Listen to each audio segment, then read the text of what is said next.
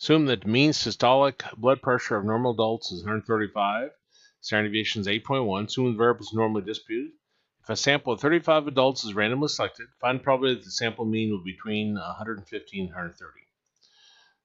It's saying if a sample of 35 adults is selected. So the question is whether we're talking about one adult, one whatever, or we're talking about many whatevers, many adults. Since we're talking about a sample of 35, we're talking about the many. So that'd be our second slide here. So let's write down everything that's given.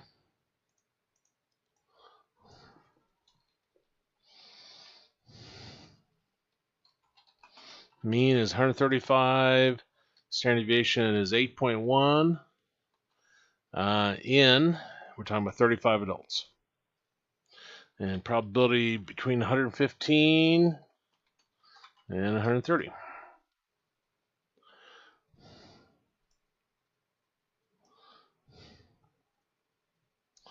Okay. That'd be this last form right here. And our smaller numbers are A. So A is 115 and B is 130.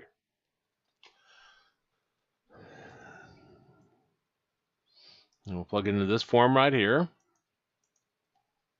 So equals norm.dist B. B is 130, comma, mean, which is 135, comma, standard deviation, which is 8.1, divided by square root of 35, our n, comma, true, close parentheses, minus, norm dist A, which is 115, comma, the mean, which is 135, comma, standard deviation, which is 8.1, divided by the square root of n, which is 35, comma, true. And that's how we'd put it in. And yet again, I made up numbers that come up with a pretty small probability here.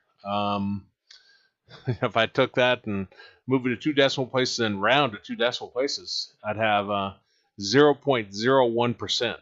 So again, I just make these numbers up. I take the homework problems, just change numbers. So sometimes it comes out kind of strange like this.